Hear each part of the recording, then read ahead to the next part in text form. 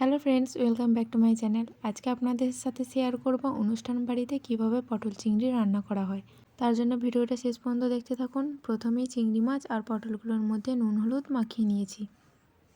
এবার একটা কড়াইয়ের মধ্যে তেল গরম করে ভেজে নিয়েছি নুন হলুদ দিয়ে আলুগুলো ভাজা হয়ে গেছে। এবার আলুগুলো আমি তুলে নিয়েছি। এবার ওই কড়াইয়ের ওই তেলের মধ্যেই দিয়ে দিয়েছি চিংড়ি মাছগুলো নুন হলুদ মাখিয়ে রাখা। চিংড়ি মাছগুলো ভাজা হয়ে গেছে। চিংড়ি মাছগুলো ভাজার পর এবার ভেজে নিয়েছি পটলগুলো। দেখুন পটলগুলো বেশি ভাজবেন না, হালকা ভেজে নিয়েছি। এবার ওই তেলের মধ্যে গোটা গরম মশলা, পেঁয়াজ কুচি টুকরো, পেঁয়াজটা একটু ভাজা হয়ে গেলে দিয়ে দিয়েছি আদা রসুন বাটা। আদা রসুনটা একটু ভেজে নিয়েছি। ভাজা হয়ে গেলে দিয়ে দিয়েছি কাশ্মীরি লাল লঙ্কার গুঁড়ো, হলুদ গুঁড়ো, জিরে গুঁড়ো, দিয়ে দিয়েছি লাল লঙ্কার গুঁড়ো। এবার মশলাটা একটু কষানোর পর দিয়ে দিয়েছি পোস্ত বাটা।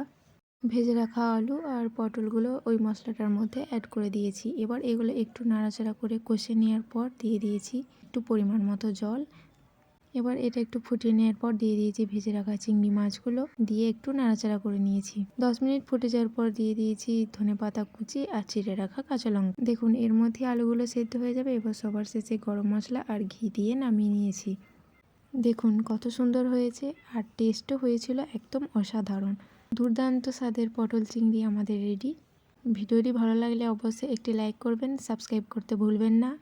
আজকের মতো এই পর্যন্তই। দেখা হচ্ছে নেক্সট ভিডিওতে। টাটা।